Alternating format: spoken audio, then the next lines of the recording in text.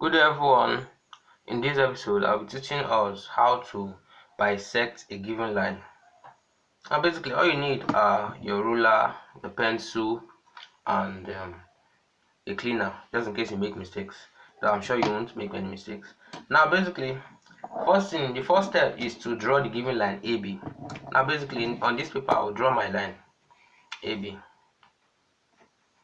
A to B. So this is line AB. Now because this line is too much in the front, I'll clean it and I'll center the line instead, because my lines will extend to the other side. Now let me draw a given line AB, that is the AB. Now in this case you can see that the line is actually a straight line, and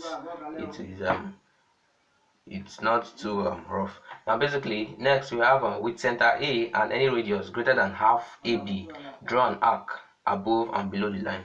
Now with center A, so we're going to put the sharp point of the compass at A.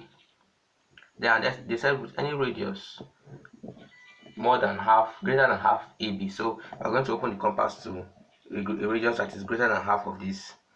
So hopefully this is more than half, so we are asked to cut above and below. So you basically swing your compass, swing from top to down, then that's above, then swing it below.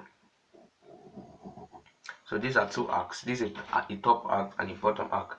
Now the next step, with center B, draw arcs of the same radius to cut the previous ones. So we're going to put the center at B and we're going to draw arcs to cut the previous ones. So I'll draw an arc to cut the first one at here.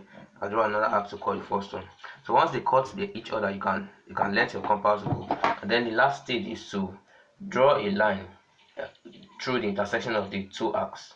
So and they will bisect the given line at C. So basically when we draw a line through these intersections of these two, so I will draw a line right here, it will cut the line AB at C. Now this C is the bisector of the line AB.